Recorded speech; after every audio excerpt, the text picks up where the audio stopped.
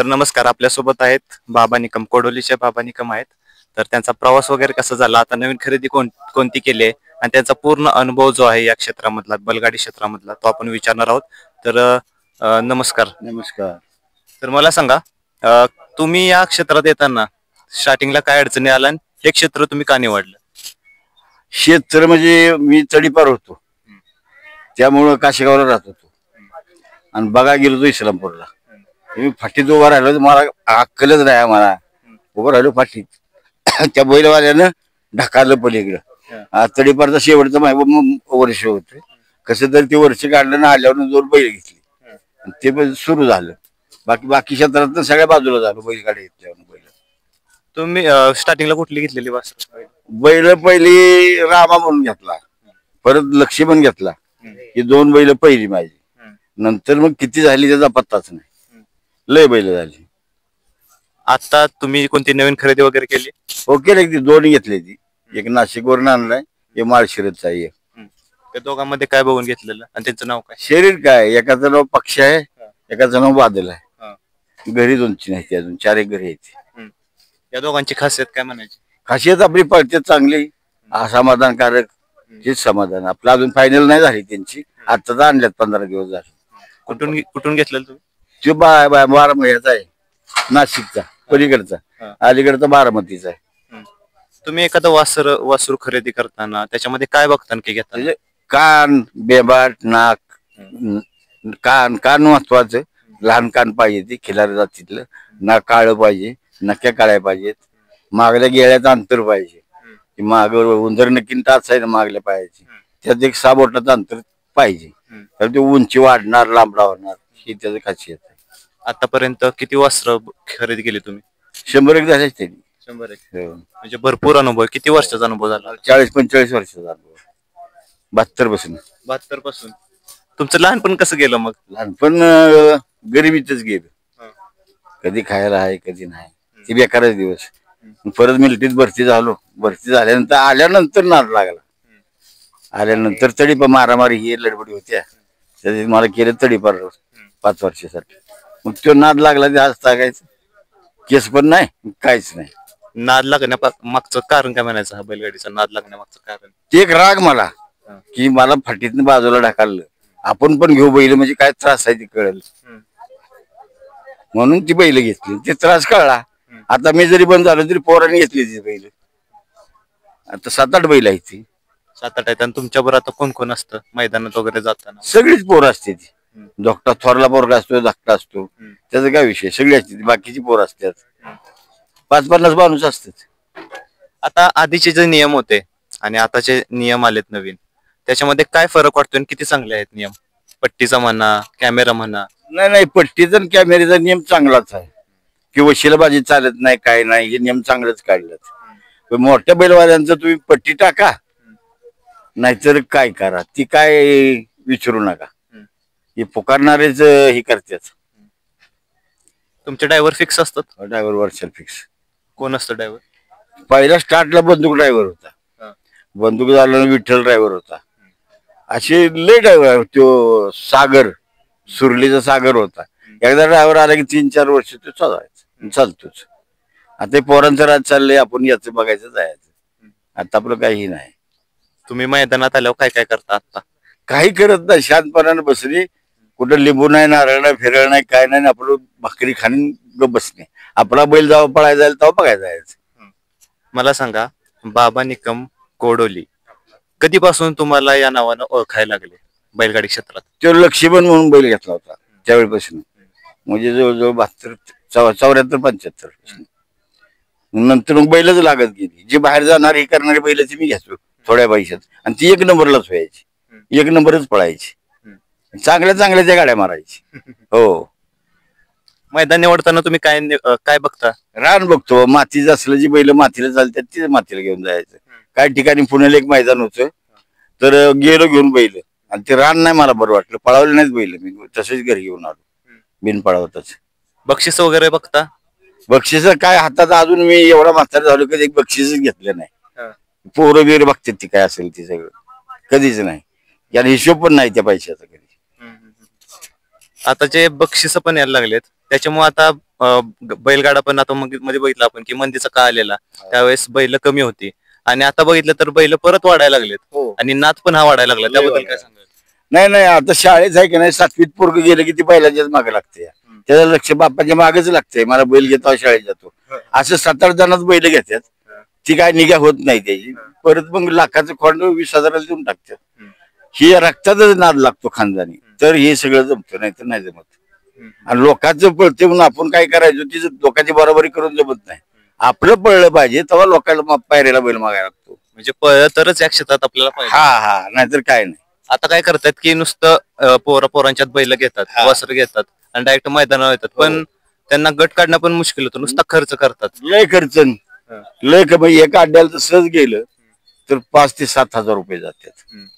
3,000 रुपये गाडी भाडं, ड्रायव्हरला बसावला 1,000 रुपये, प्रवेश फी 1,000 रुपये, हे वडापाववाले असतात माग, त्यांना 500-600 रुपये. म्हणजे लाख. या क्षेत्रामध्ये काय बंद व्हायला पाहिजे? ही 50,000 बंद झालं पाहिजे. आणि जे डोपिंग होतं का इंजेक्शन वगैरे करते, त्याचा म्हणले ती चेकिंग करणार, काय करणार. त्यामुळे सरळ मार्गी माणूस असेल का नाही त्याला बैलच राहत नाही. पण त्याला कसं इंजेक्शन लाळीचं आणि ह्याचं इंजेक्शन शिवाय दुसरं काही इंजेक्शन नसतं. आणि ही डोपिंगची काय आम्हाला पण कल्पना नाही, कसलं असतं इंजेक्शन काय, ती पळतात बैल त्यानं. पण अशी बैल आहेत का नाही ती इंजेक्शन देणारी अटॅकनच मारतात बघा. रक्तापेक्षा अल्कोहोलचं प्रमाण जर जास्त झालं तसं माणूस पुढचं कुठं पण तसं ते होतं बैला. म्हणजे त्या डोपिंग मध्ये पॉवर असते का? हा, एक घोड्याला वेळ देतात का नाही बैल इंजेक्शन, ते इंजेक्शन देतात.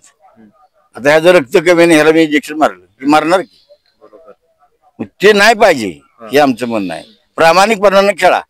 पहिलं कसं हाताने चिठ्ठ्या पाडायची, लॉट पाडायची, पुकरायची, जाय आपापली झोपायची जायचं. तिथं विचारायला जायचं नाही कडनं का माझी टाकली. अशी कितीतरी मैदान झाली की आम्ही कडन पण 1 नंबर करायचो. ते वाटायचं नशिबाचं काम आहे. पण आता हे डम्पिंगचं काम झालंय. नशिबाचं राहिलेलं नाही. तुमचा वशिला, तुमच्याकडे 4 पैसे आहेत, तुमचाच बैल मधनं पळणार. चांगलं मैदानात आता काय व्हायला लागले? आता व्हायला लागलं आता, म्हणजे ही 12 बैल आहेत का नाही, हेच फायनलला राहतात. आम्ही आपल्या आता गरीब माणसं काय ती पैसे भरू शकत नाही. 10, 15, 20, 25,000 रुपये मागतात वायदी, कुठनं द्यायची ते आम्हाला सवय नाही. आता मला मान आहे, मला मानतात सगळ्या महाराष्ट्रात. मी जर बैल मागितला, बाबा तुम्हाला देतो, बैलाला कुठं आहे, पण 3 पैर झाले तेवढं होऊ द्या. मी मनात त्याच्यात द्यायचं नाही. पैसा आहे का, मला पैसे मागू शकत नाही, पैसेच मागत नाहीत मला, पण असं करतात. तुम्ही जेव्हा पहिलं वासरू घेतलेलं त्यावेळेस वायदी हा प्रकार होता का? नाही नाही नाही नाही, काही नाही. आता चालू, ही नवीन चालू झालं की नाही, त्यावेळेपासूनच ही वायदी बिदी आली. आता शिवा बैलाला 10,000 द्या, 20,000 द्या, वासरू असतं, पळतं ना पळतं. नाद कशासाठी आहे? नावासाठी ना. नावासाठी झडपडा ना. आपल्या बैलाला चांगला बैल घालून कसं फायनलला राहू हे बघा. पैसे कमवायसाठी बैल पळायचे, ते चुकीचं आहे. पायऱ्याचं नियोजन करताना तुम्ही काय कशा प्रकारे पायऱ्याचं नियोजन? आता मी अड्ड्यात आलो का नाही, बैल बघतो बाबा, ह्यो बैल पळतोय चांगला, त्या बालकाचा अंदाज घ्यायचा कसं काय आहे, वायदीवाला आहे का कसा आहे. आपण समोर गेलो तर नाही म्हणणार नाही, पण 3 पैर आपल्याला ढकलणार पुढं. बैल पळताना 2-3 अड्डे बघायचा आणि तो बैल घालायचा. आता तुमचं एवढं नाव झालंय त्यामुळे तुम्हाला थोड्या कमी अडचणी येतात पायऱ्याच्या वगैरे. पण ज्यांचं अजून नाव नाहीये, जे गरीबात आता वर चाललेत या क्षेत्रात, त्यांना तुम्ही काय सांगाल? त्यांनी काय केलं पाहिजे? मग त्यांनी गरीबाचाच बैल बघायचा. अशी लय बैल आहेत. मी अड्ड्यावर जातो, जायचो, आता जात नाही वयामानानं. अड्ड्यावर जाणार, बैल लय पळतोय पण त्याला पायरा नाही, गरीबाचा आहे, तशाच बैल घालणार आणि 1 नंबर करणार. असं करायला पाहिजे प्रत्येकाने. बैल बघायची. आपण तुमच्या लेवलला नाही ना, आम्ही खाली, तुम्ही वर आहे. पण पळणारा बैल जर एखादा चांगला बघितला आणि त्याच्या मालकाची गाठ घेऊन आपण सांगितलं असं असं आहे, माझं पण पडते पण असा घोटाळा आहे, दोघं जर जमली तर ह्यांना घोडा लावणार की. गुलालाचा किती फरक पडतो यामध्ये? तर गुलालासाठी सगळं. गुलाल आम्हाला पैसे नको, गुलाल असला तरी चिकार झालं, अशी भानगड आहे. तुमचा असा कोणता क्षण आहे की तुम्ही तो विसरू शकत नाही आणि मैदानात तुम्ही असा क्षण बघितलेला जो अजून तुमच्या डोळ्यात आहे?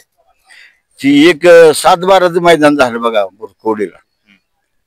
त्यावेळेला माझ्याकडे बिरजा म्हणून बैल होता आणि मी कडनच होतो, गाडी पण आमची कडनच होती, फडक्याचा बैल घातला होता. सगळी जिथं मी उभा होतो तिथं गाडी 3 कासऱ्याने मागं पळत होती आणि नाव पोकारलं, मला गॅरंटीच वाटतं ना बसली म्हणून. आणि सगळ्या 1 नंबरच्या महाराष्ट्रातल्या गाड्या त्या सीमित होत्या, अगदी सुट्टी गाडी बसली.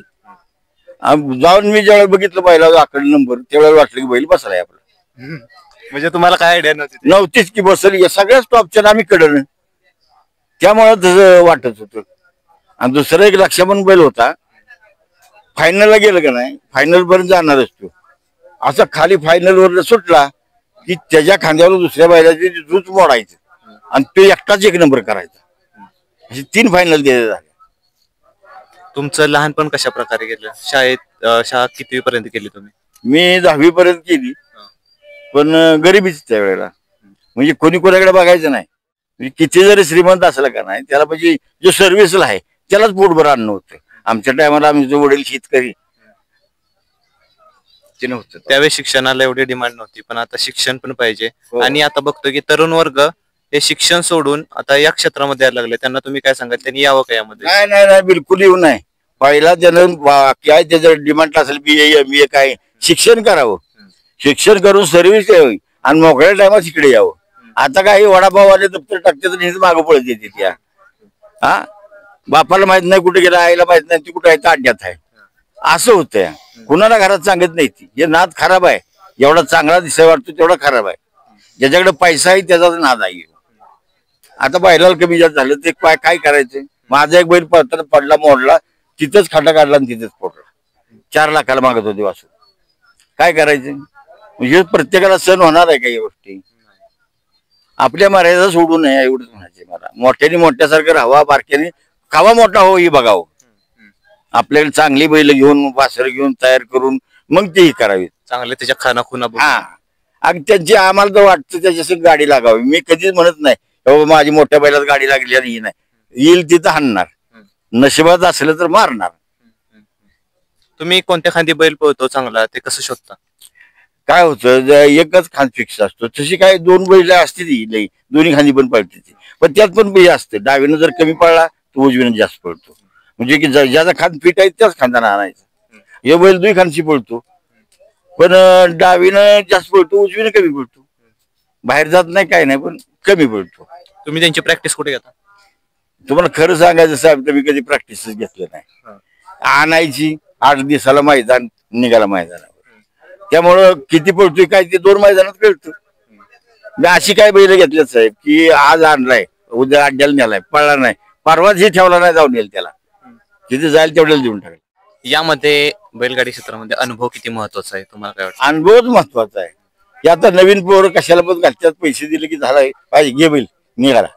अनुभव यासाठी 4 अड्डे बघायचे, फिरायचे, बघायचे कुठला बैल कसा पळतोय, मग बैल घालायचा. लय सगळे बकासूर करतात. आपलं जर त्यावेळी टिकलं पाहिजे का नाही, तो कसा पळतोय, आत पडून पळतोय का बाहेर पडून पळतोय हे आपल्याला कळते का? त्यावेळेस प्रत्यक्षात बघल त्यावेळेला तो बैल घालायचा. तुम्ही जेव्हा पहिलं वासर घेतलेलं त्यावेळेस बैलगाडी होत्या, त्यावेळेस तुम्हाला कुठला असा बैल आवडत होता? त्यावेळेला ते कराडची बैल पळायची बघा. एक जिंतीकरांचा सोन्या म्हणून एक बैल होता, आणि काय ते रेट्रेचं का काय, ती पण चांगली पळायची बैल. एक आतनं पळायचं, एक बाहेरनं पळायचं, पण बैल चांगलीच होती ती. आणि त्यावेळेला कसं असायचं, तुम्ही पंचाने निकाल दिला की आम्ही थांबणार नाही, गाडी घेऊन येणार नाही, लगेच निघून जाणार. आता भांडच बसतात, ज्या वेळेला पडद्या बघतात 10 वेळा, विश्वास नाही. त्यावेळेस पडदे नव्हते. नाही नाही नाही नाही, जो पंच सांगाल तेच निर्णय. आणि त्या विमानीच पंच होते, कधी बेमानी करायची नाही.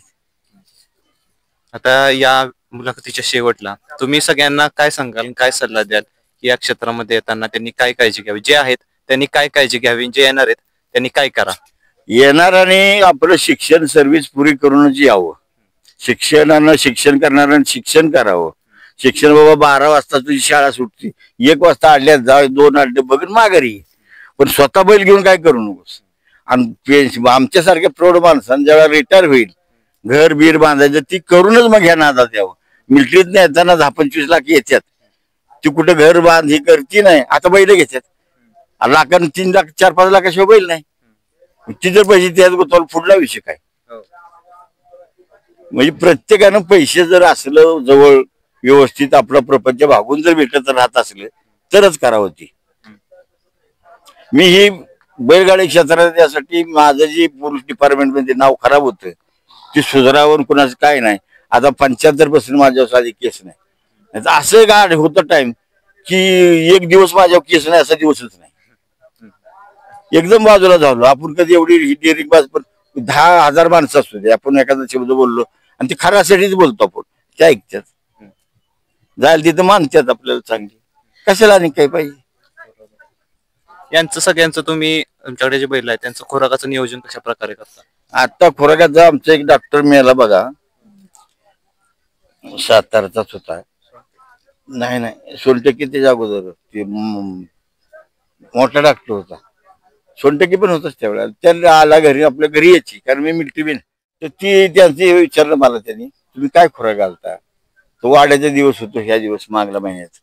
तर म्हणलं बाबा डाळ घालतो, म्हणजे डाळीनं कॅल्शियम कमी होतं असं म्हणतात. तर तुम्ही डाळ नाही तर सरकी टाका, डाळी बरोबर सरकी टाका आणि तो रतीब द्या. म्हणलं गव्हाच्या यानं म्हणलं चिकटपणा येतो तोंडाला, पळताना ताप होतो. शेक सरकीन डाळ मिक्स करून द्या, आट्टा देऊ नका.